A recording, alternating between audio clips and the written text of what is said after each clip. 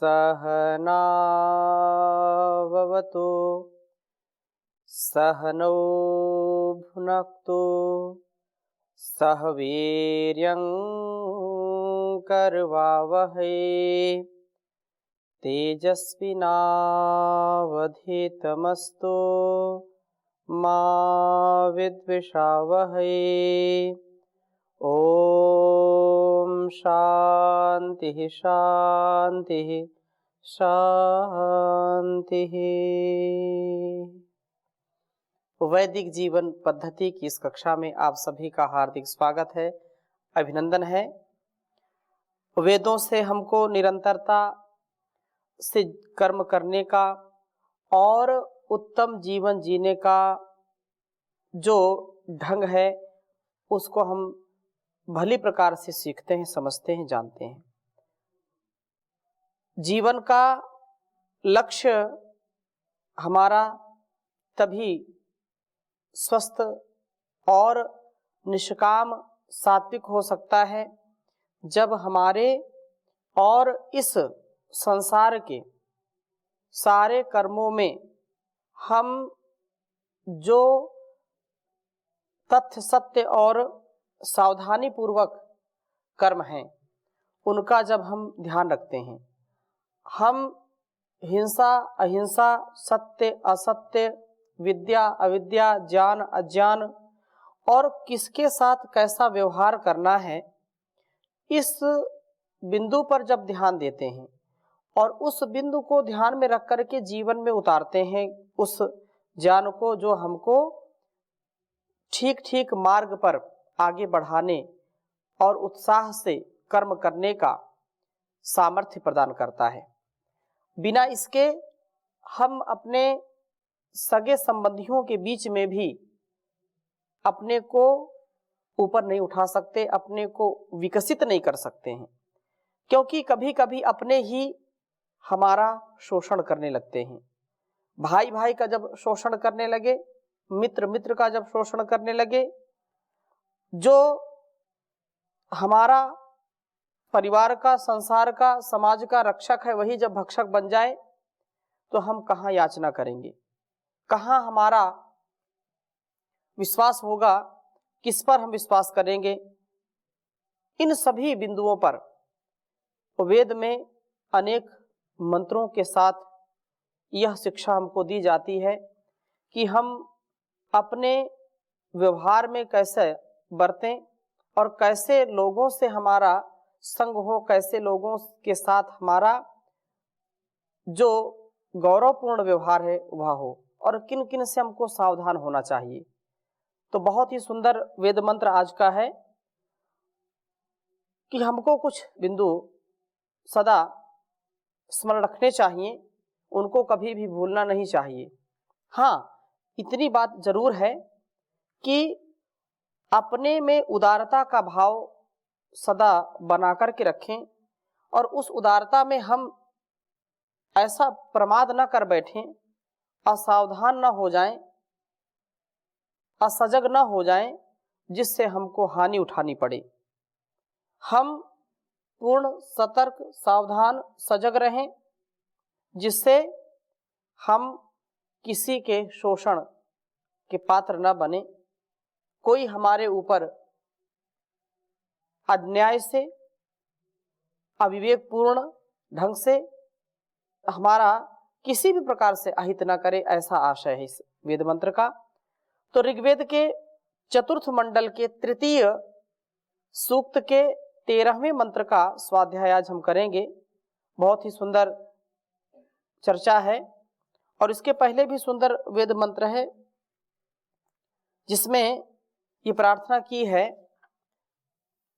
कि नियमित जीवन के द्वारा वेद ज्ञान को प्राप्त करके हम प्रकाशमय जीवन जीने वाले, रोगों से, मृत्यु से रहित, वासनाओं से अनाक्रांत जीवन वाले बनते हैं। नियमित जीवन के द्वारा वेद ज्ञान को प्राप्त करके हम प्रकाशमय जीवन वाले बनते हैं तथा रोगों से, अर्थात जो मन के रोग हैं, शरीर के रोग हैं, वे हमको नष्ट करने का काम करते हैं। इसलिए इनसे बचें, वासनाओं से हम बचें। वासनाओं से जब हम आक्रांत हो जाते हैं तो मृत्यु को प्राप्त हो जाते हैं, और वासनाओं से जब अनाक्रांत होते हैं, हम उनसे प्रभावित नहीं होते, वासनाएं हमको जब पतित नहीं कर पाती हैं, तो हम सदा उत्थान की ओर बढ़ते हैं और उत्तम जीवन वाले बनते हैं। तो हम 13वें मंत्र को आपके समक्ष रख रहे हैं। पहले इस वेद मंत्र को मैं लिखता हूं, फिर चर्चा करता हूं आपके समक्ष। ओम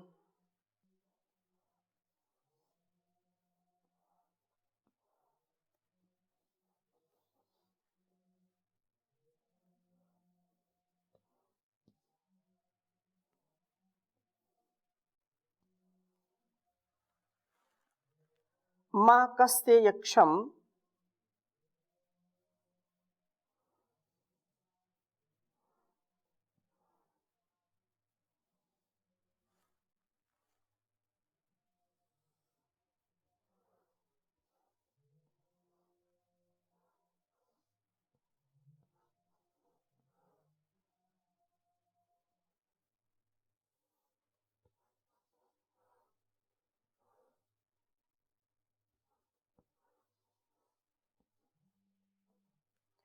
ओम मां कस्य यक्षम सदमिद्धुरो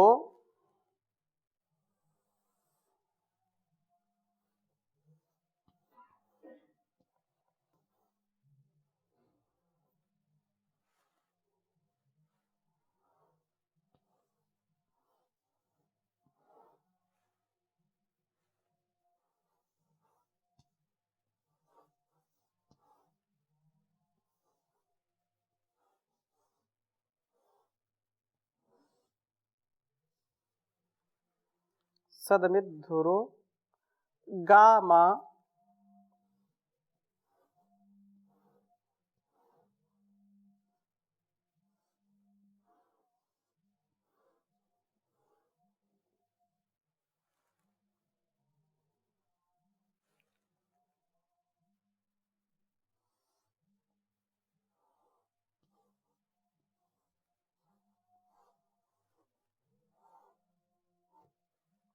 वेशस्य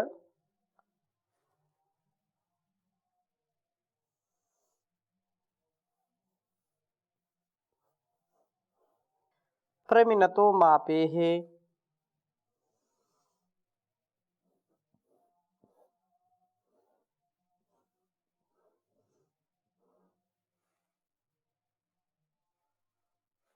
प्रमिनतो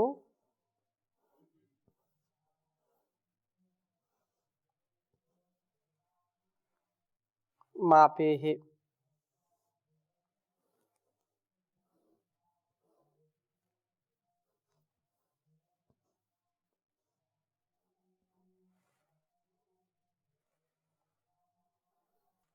मां भ्रातुरग्ने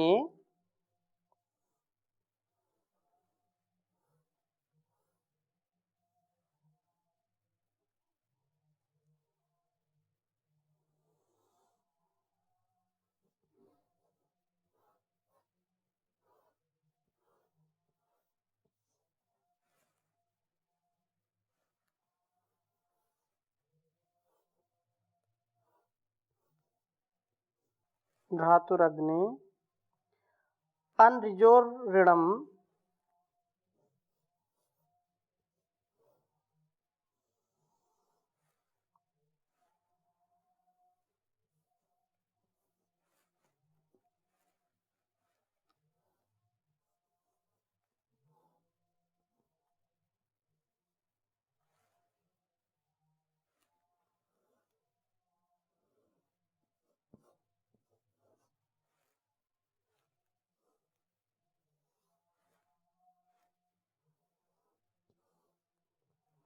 अनृजोर्ऋणम उवेरमा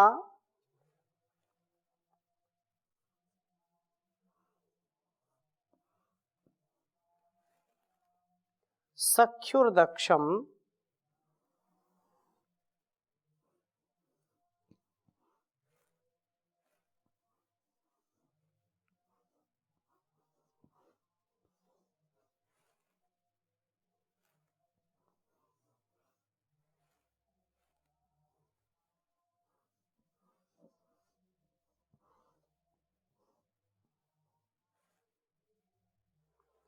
रिपोर्भुजेम।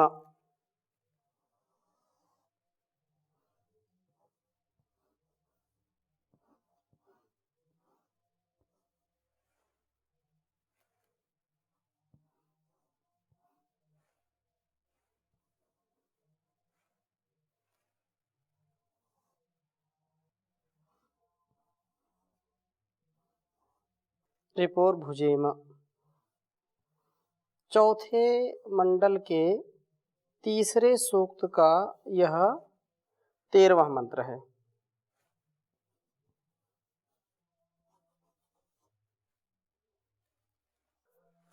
ओम माकस्य यक्षम सदमिद्धरो गामावेशस्य प्रमिनतो मापेहे मा भ्रातुरग्ने अनृजेरिणं वेर्मा सख्योरदक्षं रिपोभुजेम।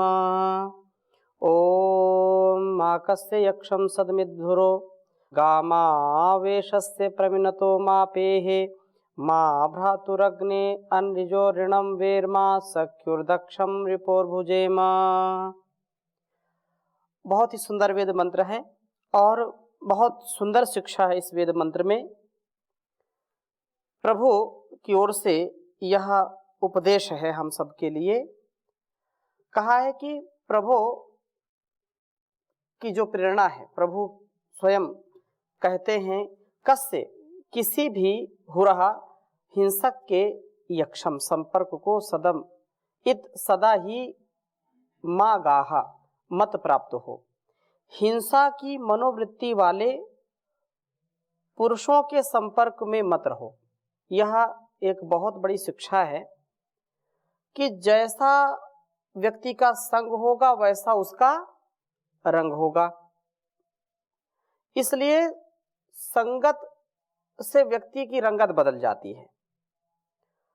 तो वेद बिल्कुल उसके लिए यहाँ पर संकेत कर रहा है, हमको आदेश दे रहा है, उपदेश दे रहा है कि जो हिंसा की प्रवृत्ति वाले लोग हैं, जो मानसिक शारीरिक दोनों प्रकार की हिंसा करते हैं, सामाजिक भी हिंसा करते हैं, हिंसाएं तो अनेक प्रकार की हैं, ऐसे हिंसक लोगों का सानिध्य कभी नहीं करना चाहिए। उनका सानिध्य हमको हिंसक बना देगा, उनकी संगति हमको दुर्गति तक पहुंचा देगी। इसलिए जो हिंसक प्रवृत्ति वाले हैं, मनोवृत्ति वाले हैं, हमको उनका संग नहीं करना चाहिए। क्योंकि कहावत है कि खरबूजे को देख करके खरबूजा भी रंग बदल देता है। तो हम ऐसे हिंसक लोगों के बीच में ना रहें। अब प्रश्न यह उठता है कि किसी का जन्म ही हिंसक घर में हो गया है या हिंसक लोगों के बीच में हो गया, वो क्या करे? हिंसक समाज में उसका जन्म हो गया, वो क्या करे? तो वहां पर यह बात अवश्य हमको ध्यान रखनी चाहिए कि यदि हम हिंसक प्रवृत्ति वाले नहीं हैं तो उस स्थान में भी हमको अपने आप को बहुत सुरक्षित व्यवस्थित रखने का प्रयत्न करना चाहिए, संयम से रहने का प्रयत्न करना चाहिए, सावधान होकर के। क्योंकि यदि हम जुआ नहीं खेलते हैं, यदि हम पत्ते नहीं खेलते हैं, हम दाव नहीं लगाते हैं, हम कोई नशा नहीं करते हैं, लेकिन यदि नशेड़ियों के पास बैठेंगे, यदि जुआरी के पास हम बैठेंगे, शराबी के पास बैठेंगे, तो लोग जो है वो हमको भी उसी दृष्टि से देखता है कि यह भी इसी का मित्र है, इसी के साथ रहता है, तो यह भी व्यक्ति नशा अवश्य करता होगा, अवश्य ही यह बुरी लत इसको भी लगी होगी। हम लाख शपथ लेते रहें, कसम खाते रहें, लेकिन कोई हमारे ऊपर विश्वास नहीं करता है। इसलिए जो लोक में निंदा के पात्र हैं, जो निंदक, जो हमारे संस्कारों से प्रसन्न नहीं, हम अहिंसक हैं, वो हिंसक हैं, तो वो तो चाहते हैं कि हम भी हिंसक बन जाएं, हम भी दूसरों को दुख दें, कष्ट दें। तो हमको सावधान रहना चाहिए। जो व्यक्ति गलत करता है तो गलत व्यक्ति के साथ कभी भी नहीं रहना चाहिए। जिसको यह ज्ञान नहीं है कि हमको कैसे इस लोक में व्यवहार करना है, कैसे लोगों से कैसे रहना है, कैसे इस समष्टि के प्रति हमको जीना है, वो नहीं इस बात को समझ पाते हैं। तो ऐसे लोगों के साथ रहने से हमारा गौरव घटता है, हम निंदा के पात्र बन जाते हैं, हम कलंकित तो हो जाते हैं। हमने कुछ किया नहीं, लेकिन जब हम उनके संग में रहेंगे तो दोष हमारे ऊपर भी आएगा। इसलिए यह बात कही कि हिंसा की प्रवृत्ति वाले लोगों का संग ना करें। यद्यपि है बड़ा कठिन कार्य कि हमने कहा घर में ही कोई व्यक्ति हिंसक हो जाए तो क्या करोगे फिर आप, तो उसको समझाने का प्रयत्न करें, खूब समझाएं, साम दाम दंड भेद से उसको समझाएं। फिर भी नहीं समझता तो फिर माता पिता भी, यदि कोई पुत्र ऐसा हो जाए तो उसको हाथ जोड़ देते कि हम तो थक गए तेरे से, अब उसका बहिष्कार कर देते हैं। क्योंकि उससे कुल वंश परंपरा, समाज, घर परिवार, सगे संबंधी सब उससे हानि प्राप्त करते हैं। उसका जो कृतित्व है, जो व्यक्तित्व है, वह कल्याणकारी नहीं होता है। तो यहां पर इस बात को हमको समझ लेना चाहिए कि हम जिनकी हिंसा वाली प्रवृत्ति है उनसे दूरी बना करके रखें। हम यदि देखते हैं उनको तो हमारे अंदर भी वही भाव उत्पन्न हो जाता है। छोटे छोटे बच्चों को आप देखिए, छोटे छोटे बच्चे जब ऐसे दृश्य को देखते हैं, ऐसे फिल्मों को देखते हैं, ऐसे जो सीरियल आते हैं, धारावाहिक आते हैं, उनको देखते हैं, तो देख देख करके उनके अंदर हिंसक प्रवृत्ति उत्पन्न हो जाती है। क्योंकि वो संग करते हैं। संग केवल ऐसा नहीं कि साथ साथ चलना, संग का मतलब ये है कि उसका सेवन करना, ये भी एक संग है। तो हम ऐसे लोगों का संग ना करें। क्योंकि हम कोई सीरियल देखते हैं तो जितने पात्र होते हैं सीरियल में, उस धारावाहिक में, उस फिल्म में जितने भी पात्र होते हैं, हमारा किसी न किसी व्यक्ति से अटैचमेंट हो जाता है क्षणिक, और उसको कष्ट मिलता है तो आप देखेंगे कि कई लोग रोने लगते हैं। फिल्म देखते देखते उसको कष्ट होता है तो यहाँ कष्ट होता है, उसको कोई परेशान करता है, हिंसित करता है, तो हमको जो देखने वाला भाव विभोर व्यक्ति हो जाता है तो उसको बड़ा कष्ट होता है, रोता भी है। तो हमारा जो अटैचमेंट है वो भी एक संग ही है। तो हम गलत लोगों का संग ना करें, गलत आहार का सेवन ना करें, गलत विचार का सेवन ना करें, यह कदापि उचित नहीं है। और बहुत सुंदर बात कही है, प्रमिनतः तेरे ह्रास को करने वाले, तेरी कमी को चाहने वाले, वेशस्य पड़ोसी के संपर्क को मां मत प्राप्त हो। बहुत ही सुंदर बात कही है। क्योंकि हमारे जीवन में सच्चे मित्र, सच्चे पड़ोसी जो होते हैं वो सदा हमारा उत्थान चाहते हैं। लेकिन कुछ ऐसे भी मित्र होते हैं कि नाम के तो मित्र होते हैं लेकिन अंदर से शत्रु का काम करते हैं। ऐसे कुछ पड़ोसी होते हैं कि बाहर से तो बहुत ही अच्छे हमारा हित चाहने वाले होते हैं, लेकिन अंदर से हमारा कभी भी उत्थान चाहते नहीं। वो चाहते हैं कि यह हमेशा रोगी रहे, या हमेशा निर्धन रहे, या परिवार कभी उत्थान को प्राप्त ना हो। वो अंदर ही अंदर जलते रहते हैं, जलते रहते हैं। तो ये बड़ा ही सौभाग्य होता है उन लोगों का जिनके पड़ोसी बहुत ही हित चाहने वाले होते हैं, बहुत ही प्रेम और सौहार्द चाहने वाले होते हैं, परस्परता से युक्त होकर के जीवन जीते हैं, सुख दुख में जो सहभागिता निभाते हैं और सच्ची प्रीति से रहते हैं। तो ऐसे लोगों को तो संग करना चाहिए। लेकिन ऐसा पड़ोसी जो हमको फूटी आंख भी देखना नहीं चाहता है, हमारी उन्नति को वह सहन नहीं कर पाता है, तो यहां कहा कि जो तेरी कमी चाहने वाले हैं, जो तेरा ह्रास चाहते हैं, तेरा पतन चाहते हैं, तो ऐसे पड़ोसी का जो है संपर्क तुझको प्राप्त ना हो। अर्थात ऐसे पड़ोसियों से दूर रहना ही अच्छा है, क्योंकि वह बाहर से राम राम और भीतर से कसाई काम, ऐसी कहावतें लोगों ने कही हैं। तो ये उचित नहीं है, हमको सावधान रहना चाहिए। और कहा है कि आपेहे, मित्र का दंभ रखने वाले पुरुष के संपर्क में भी मत हो। अर्थात मित्र है नहीं, लेकिन वो इतना बनावटी व्यवहार रखता है कि उससे बढ़कर के लगता है कोई संसार में अपना हितैषी नहीं है, और पीठ पीछे बुराई करना। तो ऐसे मित्रों का संग भी नहीं करना चाहिए, जो झूठा दंभ भरे कि नहीं हम तो तेरे सच्चे मित्र हैं, सच्चे हितैषी हैं। जहां ऐसे लोग होंगे वहां जीवन कभी भी सुरक्षित नहीं रहेगा और जगत भी सुरक्षित नहीं रहेगा। इसलिए आपेह मित्र का दंभ भरने वाले करने वाले पुरुषों के संपर्क में भी मत हो। और हे अग्ने प्रगतिशील जीव, तू अनिजो हो, कुटिल भ्रातु भाई के ऋणम ऋण को मापे मत भोगने वाला हो। कुटिल वृत्ति वाले से भी कभी ऋण नहीं लेना चाहिए। कितनी सुंदर बात कही कि जो धन दौलत के पुजारी होते हैं, जो इस भौतिकता के पुजारी होते हैं, अपने भाई को भी वे नहीं छोड़ते, अपने भाई को भी शत्रु समान समझते हैं।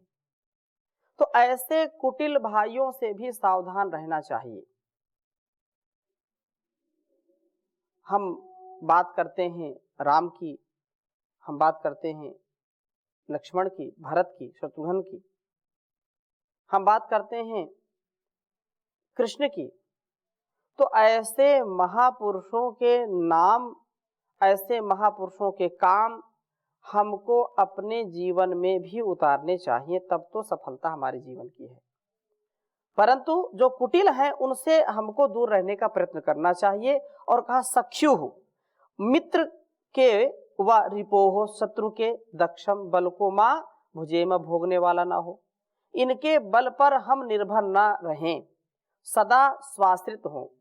क्योंकि जो मित्र है, जो शत्रु है, यदि हम उसके बल पर आश्रित रहेंगे तो मित्र तो कभी हो सकता है धोखा दे सकता है, और शत्रु जो अंदर से शत्रुता का ही भाव रखता है, बाहर से भले ही मित्रता का भाव रखे, ऐसे उसके शत्रु के बल का भी हम विश्वास ना करें। अर्थात उसको कमजोर न माने कि अरे तो निर्बल है। हम डट करके मुकाबला करें, पूरे उत्साह के साथ करें, उसको चूक का कोई भी अवसर प्रदान ना करें। तो वेद मंत्र का भाव यही है कि हिंसक मनोवृत्ति वाले तथा हमारी कमी को चाहने वाले पड़ोसी व मित्र के संपर्क से हम बचें। कुटिल भाई से भी कभी ऋण ना लें, क्योंकि वह थोड़ा सा ऋण ले लिया और फिर वह बढ़ाता बढ़ाता इतना बढ़ा लिया कि व्यक्ति को बहुत कष्ट मिलता है। शत्रु व मित्र किसी भी अन्य के बल पर निर्भर हमको नहीं रहना चाहिए, आत्मनिर्भर स्वाश्रित रहना चाहिए। तो ये जो कुछ बातें यहाँ पर कहीं हमेशा हमको ध्यान रखनी चाहिए, परंतु इनके बीच में हम अपने स्नेह को कम ना करें। स्नेह सबसे रखें, अपने मन में कुटिलता का भाव न रखें। हम सबका हित चाहें। सर्वे भवन्तु सुखिनः, सर्वे सन्तु निरामयाः, सर्वे भद्राणि पश्यन्तु मां कश्चित् दुख भाग भवेत्। परंतु हमको ये एक नीति है, एक यह उपदेश है, तो हमको अपने आत्मोन्नति के लिए, राष्ट्रोन्नति के लिए, समाज उन्नति के लिए हमको सदा ध्यान रखना चाहिए। तो अगली कक्षा में और हम चर्चा करेंगे। अभी यहीं पर विराम देते हैं। ओम शांति शांति शांति।